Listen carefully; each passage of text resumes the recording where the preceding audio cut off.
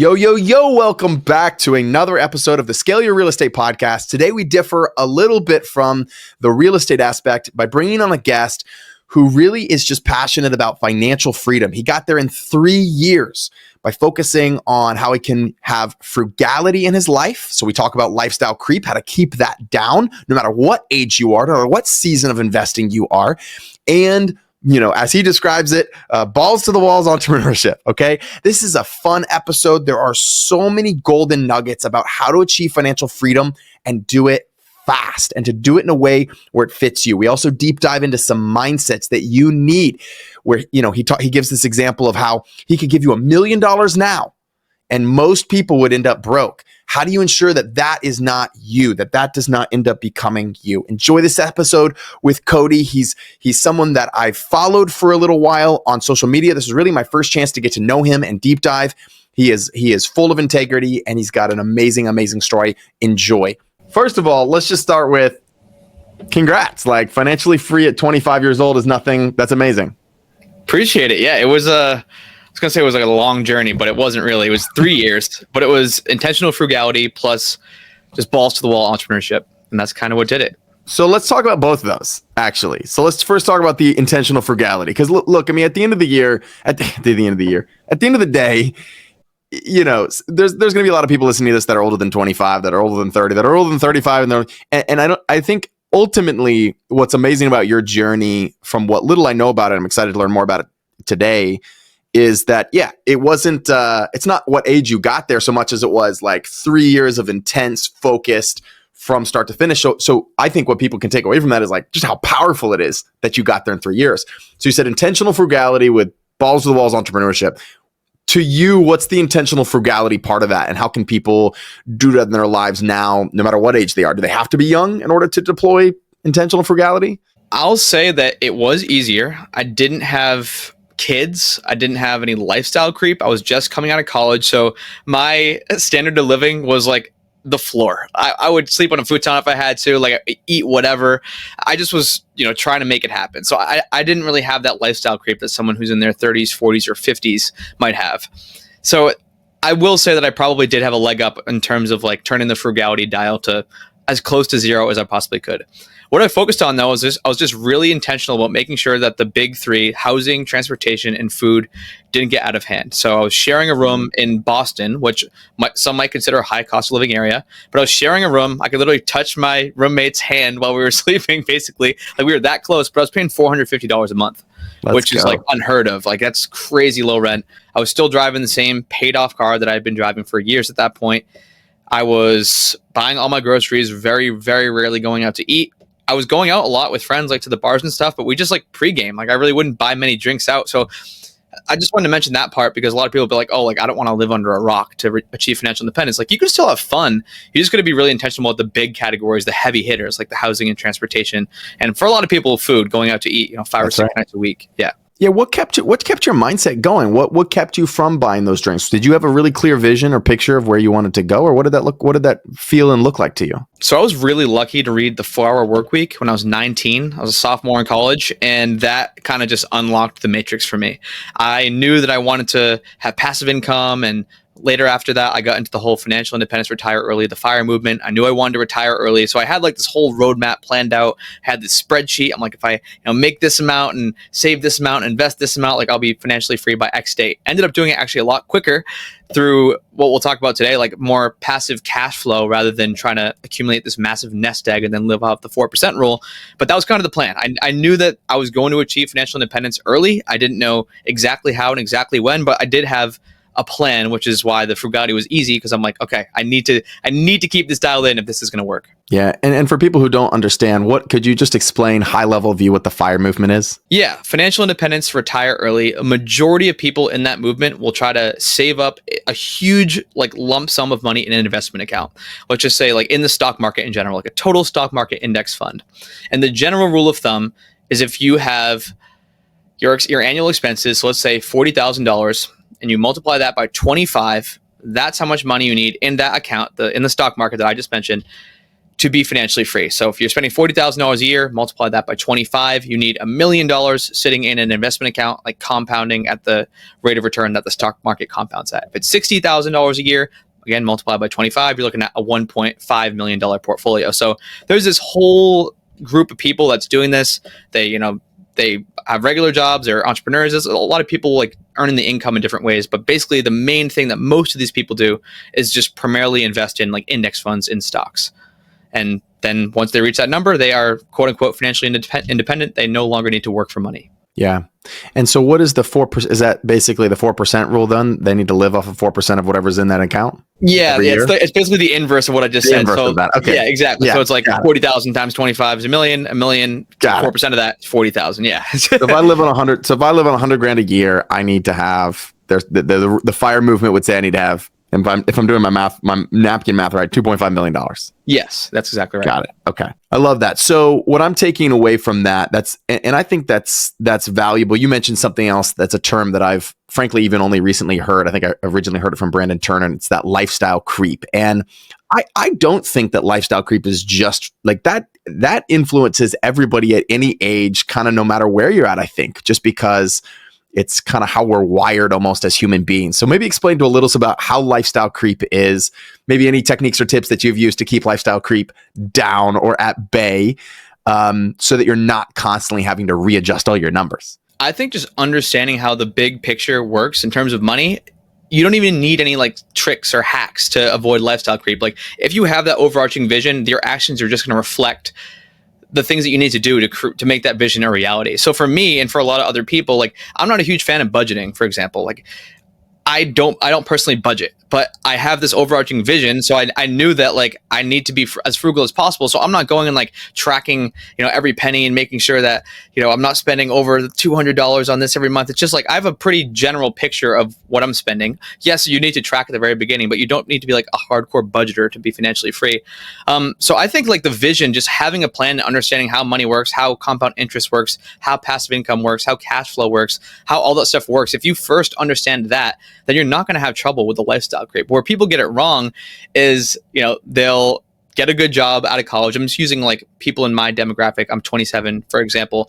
They'll get out of school. They'll start getting like a $50, $60, $70, $80,000 a year job. They'll go and get a $3,000 or $4,000 a month apartment or mortgage payment. They'll go and lease a car for $800 a month. They'll start going out 3 or 4 nights a week, spending $200 like it's nothing. And all of a sudden they're living paycheck to paycheck. And then they're like, you know what? I need to get my finances together. But there's no wiggle room because they have zero gap between their income and their expenses. So that's what I mean by lifestyle creep. And like I said, if you're intentional about it from the beginning and you kind of have this overarching plan, this overarching vision, then it's really easy to not lease the car. It's really easy to not get the $4,000 a month apartment when you can afford it at that point. So yeah, I think vision first, like listen to podcasts like this, consume as much information as possible. That's what worked for me, just kind of understanding how it all worked. And then it was just second nature, making the right decisions. Dude, that's so brilliant.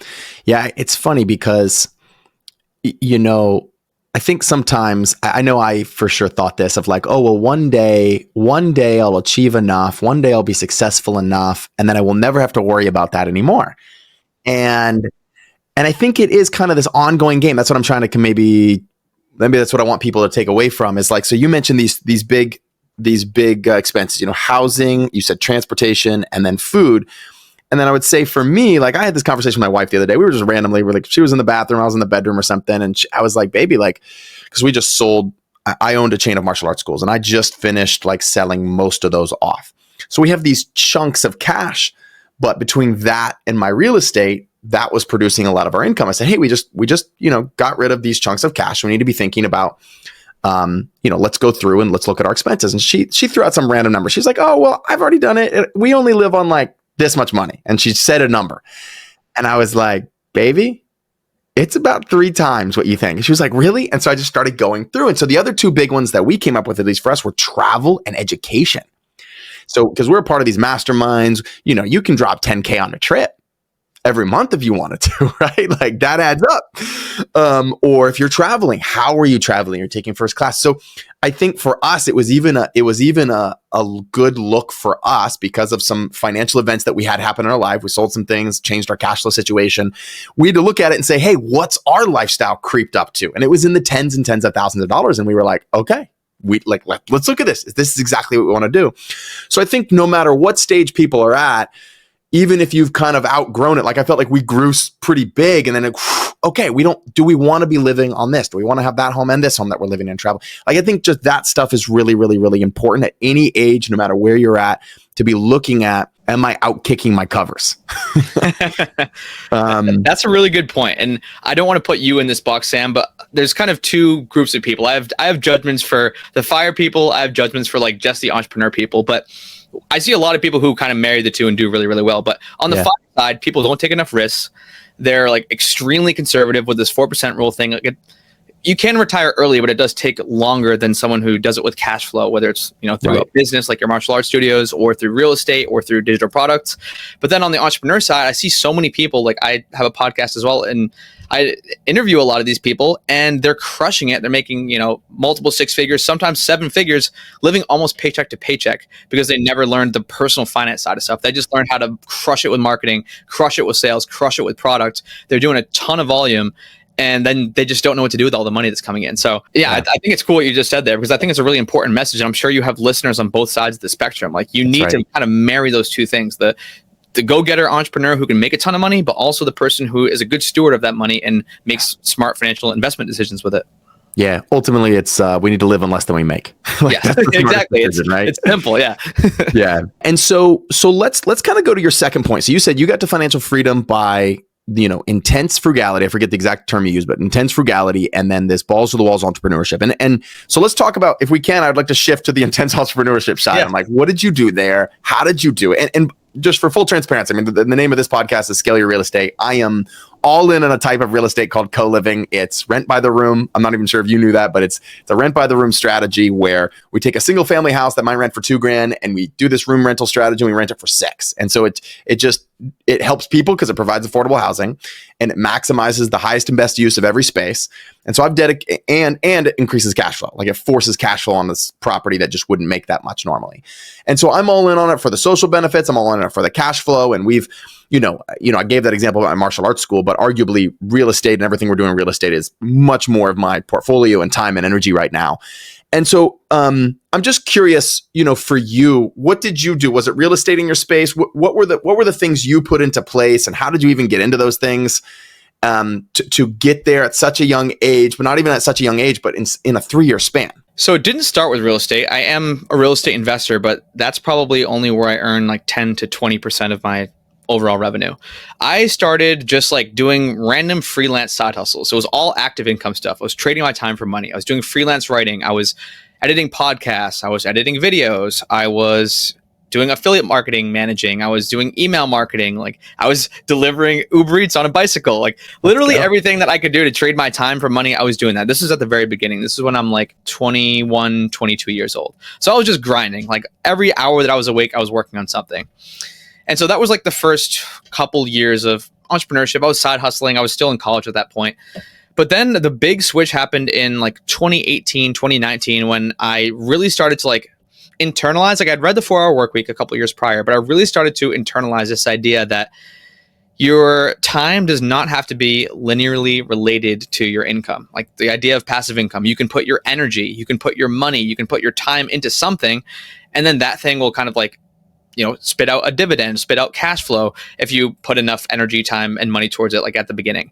So I started like going all in on that type of stuff. So I went all in on my podcast, my blog, and ended up creating digital products and selling them on Etsy and Shopify. Had a lot of success there. Then later on, I launched a couple online courses, and then like a whole membership community, and then this template shop. Like I just kind of slowly started weeding out a lot of those active income side hustles and replacing them with more passive income things that I could create once, or that I could spend time building once, and that they'd pay me in perpetuity month over month over month. So, I mean, I can keep going. We can dive into any of the specifics there, but that was kind of like the big transition that happened. And then after that, like after I started focusing on that, that was when, that's when the clock kind of started. And 3 years later at 25, I had reached financial independence. My monthly cash flow was way more than I was spending every month. Yeah, that's brilliant, man. I love it. So you really kind of transitioned what most people, it's more active type things, and you found ways to make them passive, is what I hear you saying almost a little bit. Like, I think in the 4-Hour Workweek, doesn't he call that the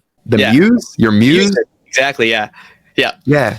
So it wasn't the things that I didn't transition, like I wasn't freelance writing and then I built a freelance writing agency and made it passive. I was using the active income though to pay the bills while I built these passive things on the side. Like the first couple months of my blog and podcast and online courses and digital products, like I was making nothing. I mean, you know how it goes when you're building something new. It's just like crickets for the first few months or even sometimes years.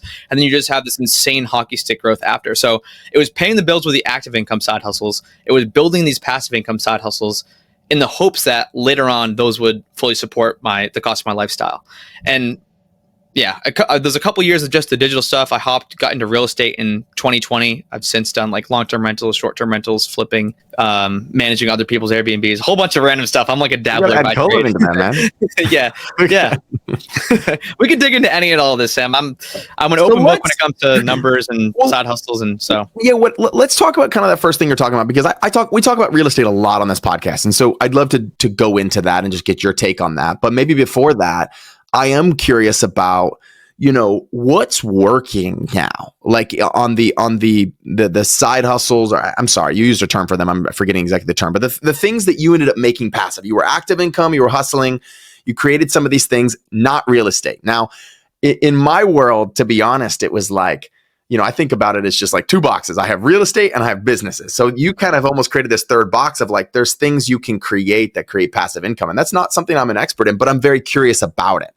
So what would you say? And I want people to be able to take away some specific things, or at least trigger their brain on to think, okay, if Cody did this, okay, I could do this, right? Because I'm assuming it has to be something that you're somewhat skilled at, or that you have something you can add to, like you said, your energy, you can put your money into it. So I'd love for you to talk a little bit deeper about that, and just maybe try to get people's brain thinking about what they could do, or a strategy that you see out there in the marketplace right now that is working if someone can do it, and if someone's willing to put the energy and time into it.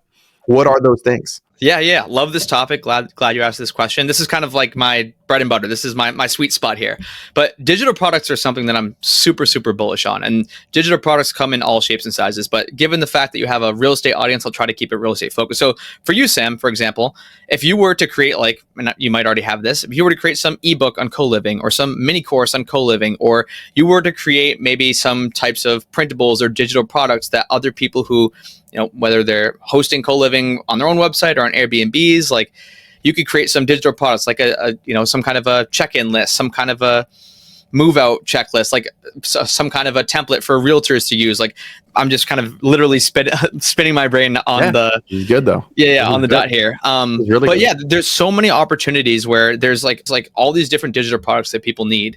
And if you can satisfy the need for that niche market, like co-living is a perfect one. You could dominate the digital product space in the co-living market. There's so much demand and there's so many people buying. So that was kind of like the big break for me. It wasn't in real estate or in co-living, but I actually started selling just like random little games and fun stuff on Etsy. And I remember that my first week where I like really hit it big, I made over $700 in 1 week while I wasn't working on it. So it was like very, very different than my active income side hustles. Like if I didn't pass in a freelance writing gig that week, like I didn't get paid. If I didn't, finish the website that I built, I wouldn't get paid. But with this thing, like with the digital products, it was like I listed them. I listed them on Etsy. I sold them on my own website. And I got paid even when I wasn't working on them. So how should someone choose what to pick? Is there a criteria you used for you, or were you just like throwing whatever stuck, throwing everything at the wall and whatever sticks, like whatever sells, whatever? I'm not going to say the way I did it was the right way. I was doing the spaghetti approach. I didn't understand keyword research and SEO and long tail keywords and all that stuff at the time. I do now. So when people are asking me this, I have a better answer. But the way I did it is not the way I would tell everyone to do it. But yeah, it's pick something that you are slightly more knowledgeable about than other people. Like what's something that people in your regular life ask you about all the time? Like maybe you know a lot about this certain type of real estate, or maybe you know a lot about carpentry or landscaping or building digital products or websites or SEO, like, and then you can just kind of you can start with like one simple little product, see if people are interested in it, and then use that to then like build a suite of products around. So yeah, in your example, like I would just go all in on the co-living thing. I would have a co-living ebook, maybe multiple ebooks, maybe like that dig into specific parts of co-living. I would definitely have some kind of like a course or a mastermind based on exactly what you're learning through practice.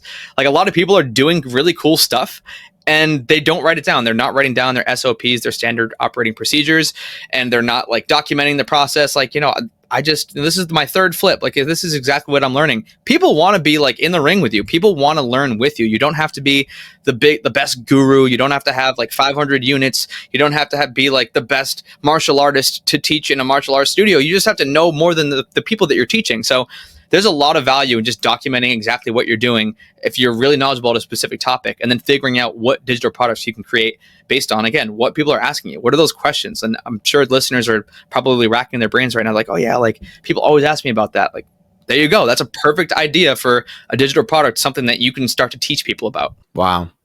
So be asking yourself, hey, what am I passionate about? What am I a little bit more knowledgeable about than other people? What do people come to me for advice? And when, when people find that thing, I definitely am glad you said what you just said about, how did you get over second guessing yourself, right? He's like, there's a lot of people out there that they know what that thing is. Like, they could probably, if they're listening to this right now, they could be like, it's toys, it's kids' books, it's martial arts, it's real estate, whatever. They could probably identify that. But then I can't tell you how many people I hear that are like, yeah, but, and then they insert their story of like, I'm not that knowledgeable, or I don't know, I don't really want to put myself out there. And it's and like, I used to think this was only other people until I had a friend come to me and tell me to start teaching a course on co-living. And I was like, nah, man, no, like, I don't want to. And now it's like a big piece of what I do, right? But thinking back a year and a half ago when he asked me that, I remember the resistance I felt when I would do the course, men. I would get physically sick. Like, I'd have these little breakouts I know they come from stress. Like, every time I come from stress, I'll get these little breakouts on my face. My wife would be like, you're stressed, aren't you? And I'm like, yeah, I'm teaching this course and like, I want to do a good job. And I don't know, is it good? So like, it was crazy for me to even experience that, having done this for 13 years. How did you get over that? Did you just ignore it? How do you get over that? How would you coach other people?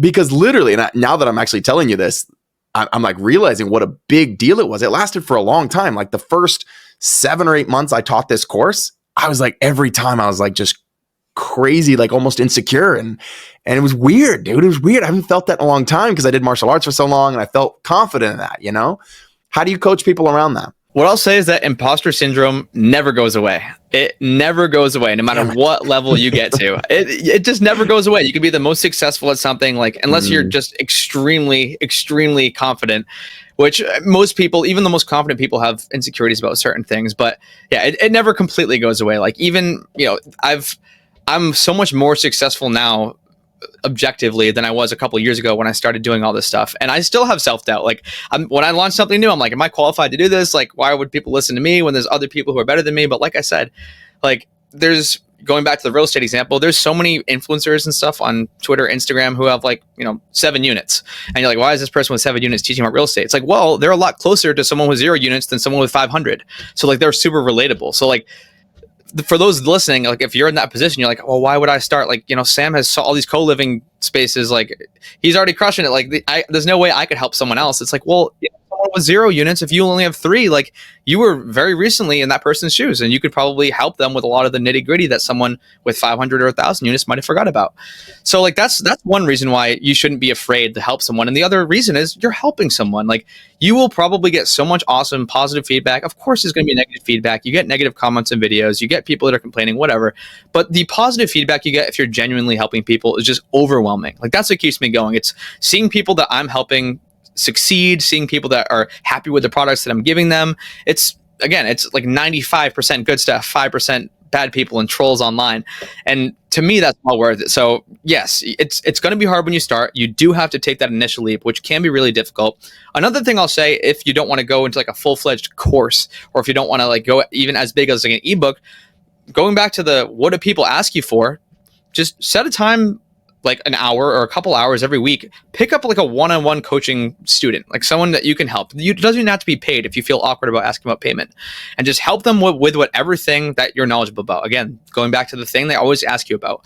And you will learn so much about what the average person doesn't know that you do know, that you're like, I'm not even that smart. There's going to be so many things and you'll be writing them down. Now you have this like huge, Google Doc full of all these ideas, and boom, all of a sudden that becomes an ebook. Boom, all of a sudden that becomes a mini course or a membership or a mastermind. Like, it all starts with just like helping one person, and then that's the seed that gets planted, and then a bunch of digital products, a bunch of things that can help other people kind of go down the same journey grows from that. Dude, that's so gold.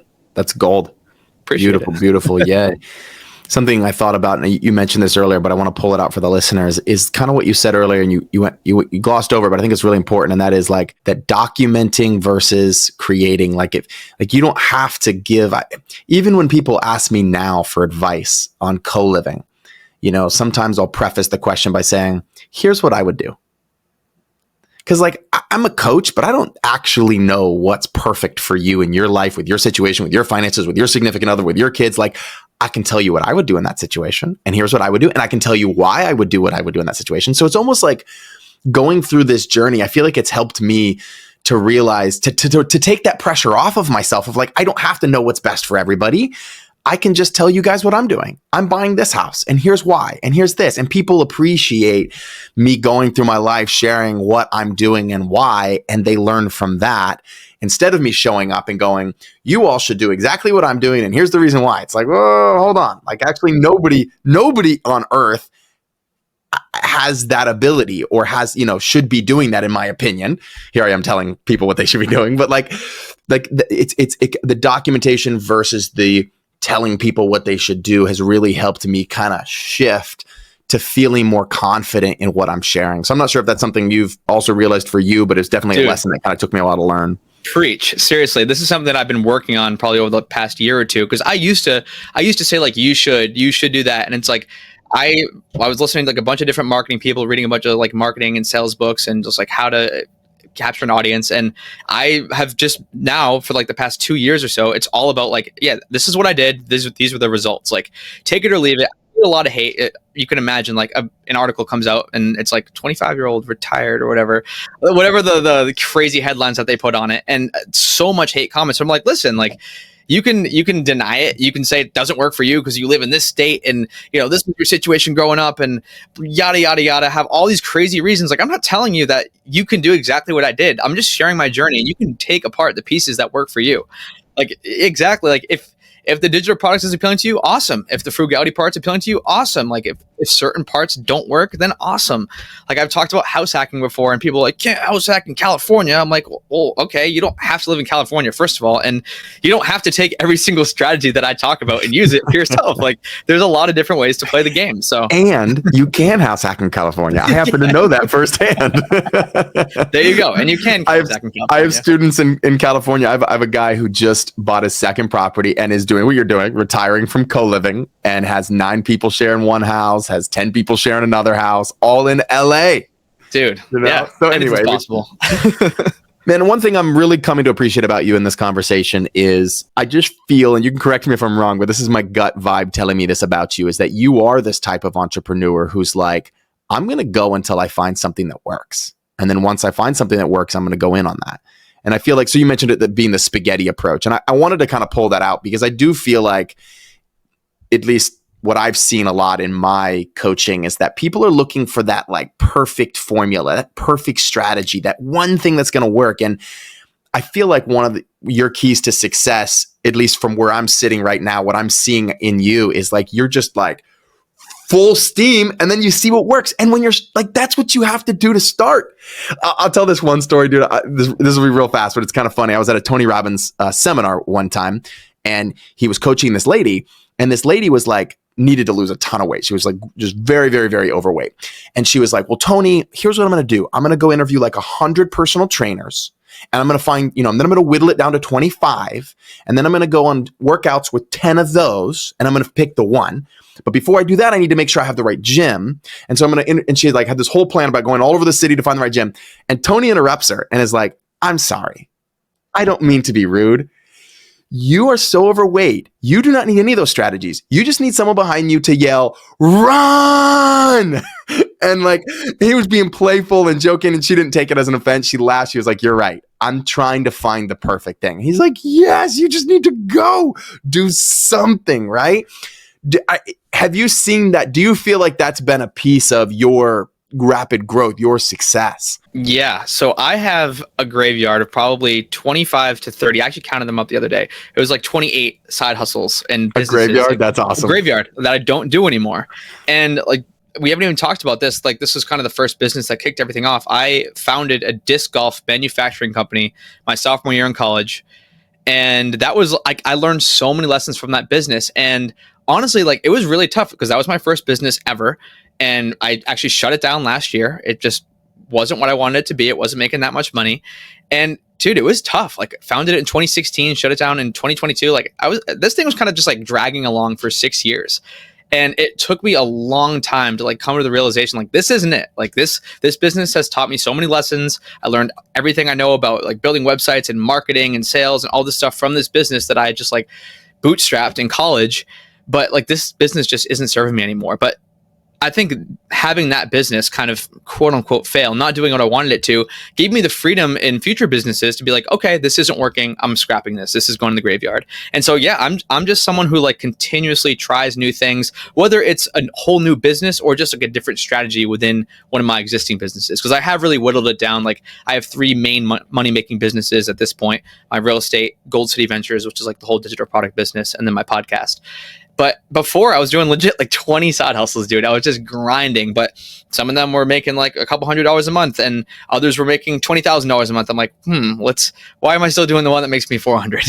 So I axed those. And I think having that muscle, being able to discard something that's not working, but not chalking up as a failure. Like every one of us, including both of us, Sam, are standing on top of our mountains of failures. The skills we have today, the businesses, the relationships, like we both would not be where we're at today if there weren't things that we messed up on in the past, made mistakes with past businesses, made the wrong choice when it came to pricing or that relationship or taking on that opportunity. Like we are built on top of a mountain of failures. Dude, so well said. So well said. So let's transition a little bit into real estate. Can we do that just for a second? Then I've got a couple of things that I really want to pick your brain on that I've seen on your Instagram. But so what are you seeing? I'd love to just know kind of what you do in real estate. What are you seeing in the real estate market? Why do you like it? I know these are general, more broad questions, but I don't know specifically a lot of what you do there. So I'd love to just start and kind of just dig into that a little bit. Yeah. So started with long-term rentals. So ended up actually acquiring 2 quickly back in 2020. I just was like, trigger happy. We bought 11 units in a year and then was just like, we didn't have any systems. We didn't have anything set up. So it was just like scrambling, trying to get all these systems, trying to get, property management in place and tenants. It was kind of a nightmare. So ended up selling off a couple of those properties. We still have 11 long-term rentals to this day. We built back up to 11 slowly, but surely, instead of just like the rapid fire. Recently, beginning of 2022, started getting into Airbnbs and short-term rentals. So own an Airbnb, and then I managed 2 other Airbnbs with this company that I started. And then got into flipping actually this past year, which our first flip was extremely profitable. So I know we've kind of been talking about this whole time. I'm a dabbler. I see what works. I see what doesn't work. Like the first flip went really well. So I'm actually closing on Wednesday on our next flip because it went really well. But if it didn't go well, I'd be like, oh, that sucks. Like, maybe I'll come back to flipping in the future, but it's not for me. But it did work. So I'm doing more of it. So that's kind of a very high level of what I do in real estate. Yeah, man. The long-term rentals, I think there's something to be said. Real estate in general has to have some pretty good structure to keep up, right? Even flipping. I mean, flipping is pretty intense too. If you're talking about contractors and dealing with that and permitting and all this stuff. I learned early on that I was not a rehabber. So kudos to you for being able to take a home, turn it around, and move it on. What was it about real estate that was attractive to you in the first place? I mean, when you coach people on passive income, do you see real estate as like one of the best? Do you see real estate as a great strategy for that? I guess is what I'm asking you. Or how does that fit into like everything else you're doing with passive income? It's a good question. So what I will say is that real estate isn't an essential piece. I will say real estate is an awesome strategy to financial independence, to just freedom through cash flow, but you don't have to do it. I know there's a lot of like real estate diehards who are shaking their head right now. They're like, no, real estate's the best way. But I'm a digital products. It's the only way.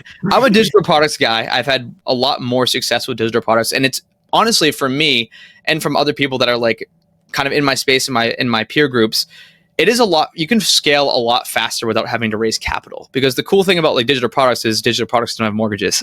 You don't have to like spend a ton of money to create these things. Like you just have to build a pretty good product or a really good product, and then be good at marketing. And these things can kind of like scale themselves to the moon without having to take on a ton of debt.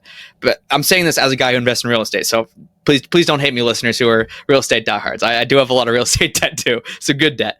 But yeah, I mean, going back to the real estate thing, I think if you don't want to jump in and get a ton of properties right away, like there are other ways to make passive income, the things that we've been talking about today. What brought me though to real estate, the reason I do like real estate is I like the permanence of that asset class. So digital products, like who knows, like this certain ebook might go out of style, or these digital products that I'm selling in my Etsy shop and on Shopify might go out of style. This online course might go out of style. Like, people might not be into like taking online. Maybe everything goes to the metaverse. Like who knows? There's just a lot of uncertainty, but there is so much certainty with real estate. So I'm like, it's probably a good idea for me to diversify some of my net worth into this asset class that's not going anywhere. Like people are always going to need a place to live, no matter what's trending, no matter what the hot new platform is, or the metaverse, or like AI or whatever. This thing is not going away. A place to live. So that was kind of the reason why I got into real estate. I'm like, awesome place to live, and thought like the initial thought. And at this point, it's a really great like tax minimization strategy for me. I've been investing a lot in syndications the past couple of years, just because I've been focusing more on digital products. I get a much higher ROI there, but I like to kind of shelter a lot of my income from tax using syndications and claiming like real estate pro status through the IRS. That's so awesome. Yeah, I love that you spoke to the permanence of it, because it really is. It's a nice diversification. I could definitely see for someone like you, your brain is constantly thinking, and your superpower is probably thinking of new stuff for the digital product space, right? It would probably be a disservice if you're over there just doing real estate stuff to the world, to everything that you can create for the world. So I love that you're doing that, but then you're diversifying. You're putting something. Hey, this is going to be here forever. I want to ask you about something that I saw on your Instagram. You said something, and this is really a topic, just saving versus investing. And it's just really key. I want people to understand this. And I liked the way you put it. You made a post and said something like, I'd be $800,000 less rich or less wealthy, or have $800,000 less net worth if I had just kept that money, kept my money sitting in a checking account or in a savings account. I'm sorry, I'm butchering it was a beautiful post. It was like, well done. And now I'm like, I had it. I wrote it down. I paraphrased it. And there's guys out there also like Robert Kiyosaki, and he has this saying that savers are losers. And he's saying it more dramatically, but he's kind of saying the same thing you are of like, and so I'd love for you to just talk about your philosophy and like how your brain thinks about saving money versus investing, and just kind of talk about how do you process that, and what's your advice for someone who's maybe grew up like I did, who's just like, oh, saving's the best, save a lot of money. Yeah, I mean, it all goes back to the eighth wonder of the world, coined by Albert Einstein, compound interest. And so the faster you can get a ton of money into investments, whether that's the stock market or real estate or a small business, some other asset class, like it just compounds over time. I actually have another, I think it was a tweet or Instagram post. I'll try to pull it up while I'm chatting, because I think it was just like a testament to how crazy this is. But if you can invest a huge sum of money early on, like again, I'm 27 years old. I started investing when I was like 18. Like some of that money from when I first started investing has like doubled or tripled depending on the asset class that I've been in. So yeah, that exact quote that you're reading, my net worth had just reached 2 million a couple months ago. And I earned, like out of that, the earned income was about 1.2 million, but 800,000, which is a ton of money, was just from having that in the stock market, in real estate, and in some other like small investments that I have. So if I were to just keep that money that I earned in a savings account in like Bank of America or something, I would be $800,000 less wealthy, which is crazy to think about. And a lot of people don't think about that. And they're like, I had a friend who I was talking to the other day or the other week who has like multiple hundreds of thousands of dollars in a bank account. And I'm like, dude, like, what do you do? And he's like, oh, I'm saving up for a house. I'm like, what?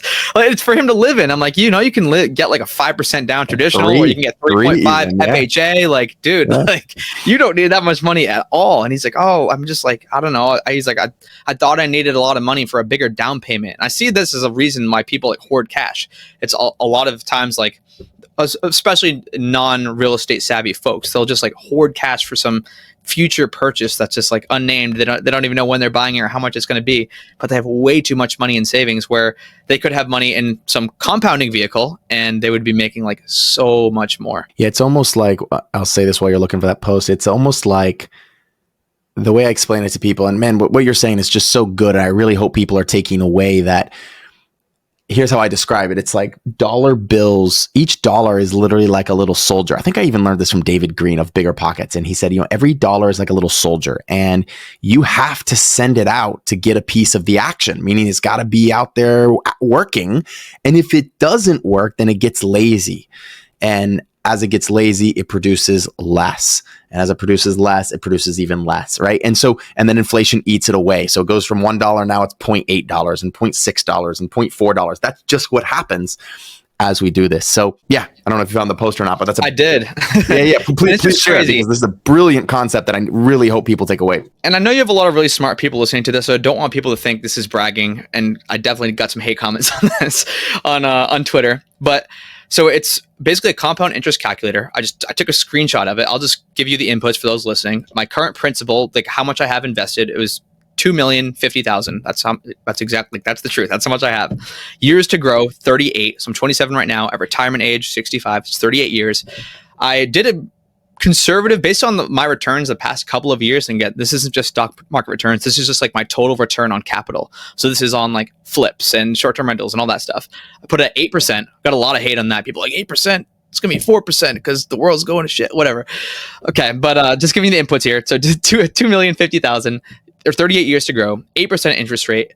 If I don't contribute anything else, like if I literally stop making money today, and don't, never contribute again to any other investment vehicle at retirement age, again, this is like a guesstimate at 8%, $38 million. I mean, but it's not a guesstimate. That's the real number, right? It's the real number, yes. But the people are like, well, you can't assume that's going to be. I'm like, okay, well, it's like law of averages. Like it's going to be close to there. Maybe it's going to be 48. Maybe it'll be 33. Like who cares? What was the actual number? I missed the number. $38 million.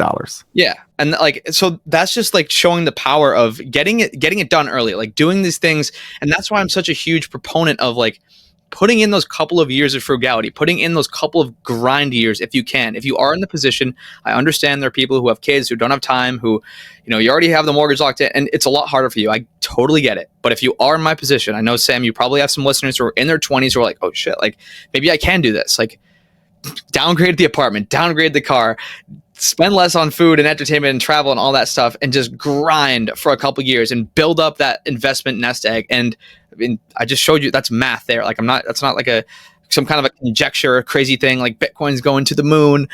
That's real hard numbers there. And it's insane what compound interest can do over time. Hell, man, I would say if you're 40, how can you reduce your transportation? How can you reduce your housing? Like what you're presenting. I mean, look, here's the truth. Like exactly. If you're under 25 listening to this, you know what you need to do. Cody's literally giving you the freaking blueprint on exactly what to do to get there. If you're over 40, there is no better time. Like you didn't start when you were in your 20s, then great. Start now. Exactly. Like there's just no better time than starting now and now you can bring, if you're over 40, you're bringing wisdom to this. So whereas in our 20s, we're, maybe we're making investments that we didn't think through, we didn't ponder through. Like if you're over 40, like you're bringing some wisdom to this, you're bringing some, and so you have the potential to accelerate it faster but you got to start. You got to start. That journey of 1,000 miles begins with a single step. So good, man. So good. Can I give a quick shout out to like a math formula that changed my life? And it's a really easy, quick back of the napkin. You've probably heard of it, Sam, but maybe listeners haven't, is the rule of 72.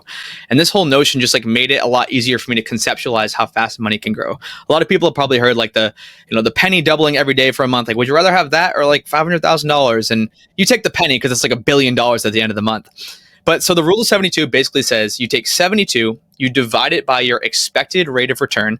So I usually use just 7% for easy math. So like 72 divided by 7, call it roughly 10.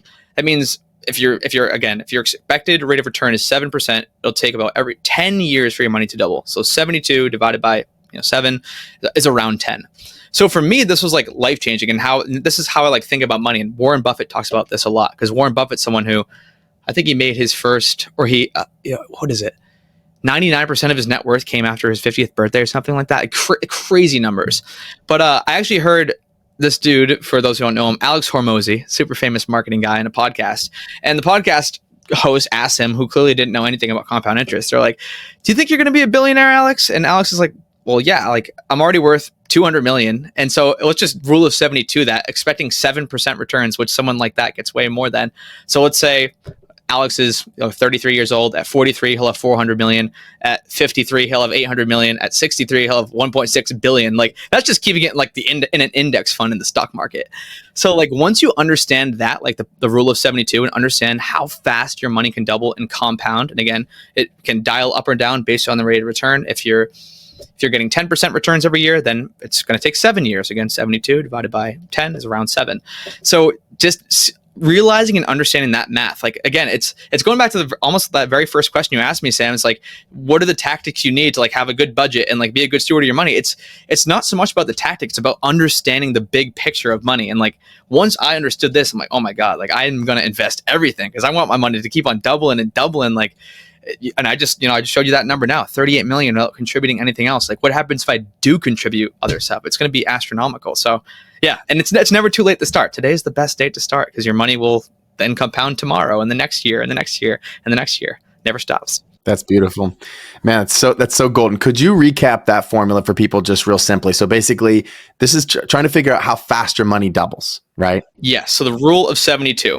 You take 72, you divide it by your expected rate of return, and then whatever that number is how many years it will take your money to double on average. So 72, let's say your expected rate of return is 7%, 72 divided by 7, 10 years. If your expected rate of return is 10%, you do 72 divided by 10, that's 7. If your expected rate of return is 20%, you're like 72 divided by 20. Oh man, live podcast math. 40, it's like 3.5 years. 3.5 years. Yeah. It's crazy. So obviously the more alpha you can get, like the more return that you can get with your money, it's going to compound a lot faster. But man, it's crazy once I realized that. Like, it was a life-changing formula for me. Beautiful, beautiful. I saw this on your Instagram and I wanted to kind of finish up with this. And it was, you said something about, if I give someone $1 million today, I don't mind butcher a great quote again, but like, most people would end up broke. And I think this speaks, I'm curious where you're coming up, but I'll tell you the first thing that popped into my head when I heard this. It was, and I have a good friend, his name is Diego Corzo, and he runs a mastermind called Financial Independence. I love Diego. You know Diego? Yeah. Let's go. We're boys. Diego's my man. Yeah. Okay. So Diego, I got on a podcast with him and I was like, Diego, tell me the tactics. Like, tell me how you get to financial freedom. Because he's helping a lot of people get to financial freedom through methods that you're talking about, through real estate, through house hacking, through co-living, through all of it, right? He kind of takes that general approach to like, what's best for you to get there, which I love. That's what I love about his program. And he said, Sam, the tactics don't really matter unless you have the mindset that it takes to be financially free. And I don't know if it was just like the day or whatever, but whatever reason that just hit me. And the whole podcast was supposed to be about tactics, and we ended up just talking about mindset. Because he's like, look, if you don't have this as a foundation, then kind of to come back to around what you're saying, I could give you $1 million and you'd end up broke. So I'm curious, what did you mean by that? I guess first, I shouldn't assume. What did you mean by that? What does that mean to you? Let's start with that, actually. What did you, Yeah, it's kind of very similar to what Diego's talking about. I mean, you see it all the time with lottery winners, with professional athletes whose contracts expire. They just go broke within a couple of years because they have no idea how to manage their money. They don't understand this compound interest stuff we're talking about. They don't understand cash flow. They don't understand like what percentage of their portfolio they can live off of based on how much money the portfolio is spitting out. So they just go and spend it all.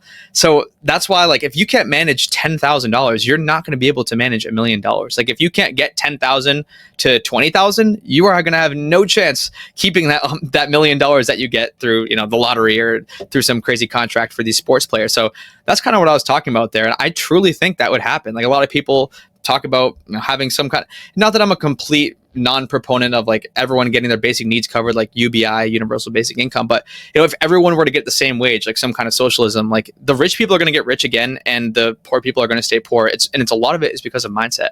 I don't know if you know that show, Sam, Undercover Billionaire. And obviously it's TV, so it's TV, whatever. Yeah. But like these billionaires, high level view for people. That's these billionaires they start with $100. They have 90 days to build, I think it's like $1 million business, like a business that would sell for $1 million, which is crazy. And like the average person would have no idea how to do it. Like clearly, if they did know how to do it, the average person wouldn't be the average person, because having $1 million business puts you in like the top whatever percent. But these billionaires do it most of the time on the show. And the reason for that is because they've already done it. They know the tactics. They have the mindset. Like, they don't think getting capital is a problem. They don't think marketing is a problem. They don't have a problem finding the right product market fit for whatever the thing they're selling or the business that they're starting, because they've already done that. They've already put in the reps. So I actually had a friend who, you probably know him actually. His name's Josh. He's from the Phi Couple. They have a pretty big brand on social media talking about real estate. And he was like, we text, we're in a little group together. And he asked me, he's like, dude, do you ever feel like it's just like all going to go away? Like, this is too good to be true. And I'm like, well, not really, because like, even if all of my things just burned to the ground, I lost all of my income streams right now, like whatever, all my properties went away, and I couldn't get insurance claims on any of them. All my digital product stuff went away. If I started from ground zero, I now have all that knowledge that I gained to build me up to that point. So now I could do it in a fraction of the time. Like, if that took me, 3 years to build, I could probably do the same thing in a year or less now, because I paid down a lot of that ignorance debt. And now I know the exact process to make that stuff work. So that's what like the really successful people have done that regular people haven't done, is they've paid down a lot of that ignorance debt. And now they know exactly how to build a really reputable and successful business. Now they know how to make their money compound. Now they know how to do this and know how to do that. So, that was a very long-winded way to explain that tweet, but that's what I meant by it, man. You gotta learn the basics. You gotta learn the fundamentals, because no matter what amount of money that falls in your lap, it's kind of going back to what you were saying before, Sam, was the goalpost just keeps on moving. You're like, once I'll eventually get to that point where it doesn't matter how much I spend on that vacation. It doesn't matter how much I spend on that housing. Like, the goalpost is going to continuously move and move and move and move. So if you can't play the game at where the goalpost is currently at, like, you are never going to get ahead. Just to end with some really basic and fundamental things for people to take away, what would you say are the top few mindsets that, if adopted, if truly integrated into someone, will really help? And I'm talking specifically for someone who's beginning this journey to financial freedom, and I think, per what we've said, before in this conversation, is that even mindsets are constantly shifting. Like, I'm constantly watching videos, right? And I'm sure you are too, Cody, of like, okay, oh, wow, I could think about it that way, and that's different. Okay, so we're refining it. It never fully stops. But for someone starting, what are the key things that they need to understand, or the key mindsets that would really help them accelerate them on this path to financial freedom? So I got 3 I'll hit on. I'll talk about the last one in most depth. But first one is willingness to learn. So always watching videos, listening to podcasts, being able to stand up to your own beliefs and your own truths, and be like, maybe I've been thinking about this wrong the whole time. Like, maybe I don't quite understand this. Like, there's a reason that, these people are wealthier than me, or that these people are more fit than me. Like, maybe I don't understand how this thing works or that thing works. And yeah, sometimes it's a really, really tough conversation you have to have with yourself, but sometimes it's those tough conversations that can just change everything for you. The second thing is not being afraid to fail. It's a lot easier said than done, but it happens with reps. If you do enough volume, if you try enough things and fail at enough things, your skin will just get thicker every single time. And eventually you'll be like, whatever, it didn't work. I'm going to move on and try the next thing. The last one, the one I really want to kind of hone in on here, is the abundance versus scarcity mindset. So this is what I see, like, most people who aren't successful in whatever capacity, doesn't have to be about money, they have this like horrible scarcity mindset about, like, I can't do this because X, Y, and Z. Like, I'm bad at this, or they have all of these crazy reasons why it's like, oh, that person got lucky, like they got an inheritance, must be nice, that type of mentality. And that mentality just does nothing to serve you. It's not gonna better you. Complaining isn't gonna make you, get one step higher on the ladder. Scarcity mindset is honestly, I think, one of the biggest mindsets that holds people back. So instead, you see someone who's doing really well, you're like, wow, I wonder how that person got to that point. What can I do? What habits can I adopt to maybe get closer to that goal that I want to achieve? Like, yeah, maybe I was born in poverty, but like, look at this other person that was also born in poverty, and they were able to do it. So what things do I not know at this point that I can learn that will make me be able to, achieve that outcome? So I think having an abundance mindset, and this can start in business, this could start in fitness, this could start with your family and relationships, but man, those victim mindset, the scarcity mindset folks, they're just holding themselves back because they don't think anything is possible. And once you do realize that like anything is possible with enough reps, like you can get good at literally everything, or not everything.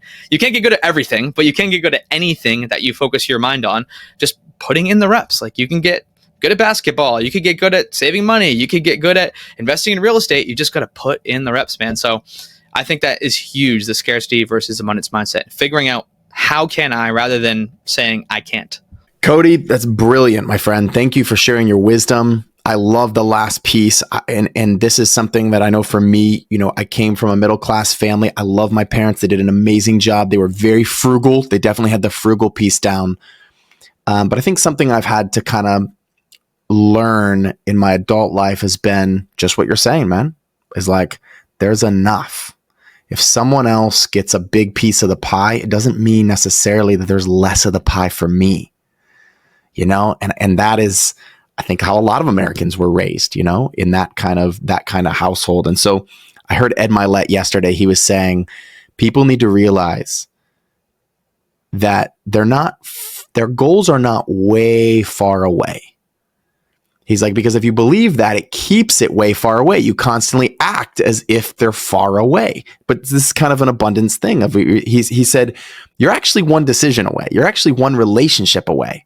You're actually one podcast, or you're listening to this podcast, or you're listening to Cody and something clicks and you go take some action and that changes your life. Like we're a lot closer than we think we are.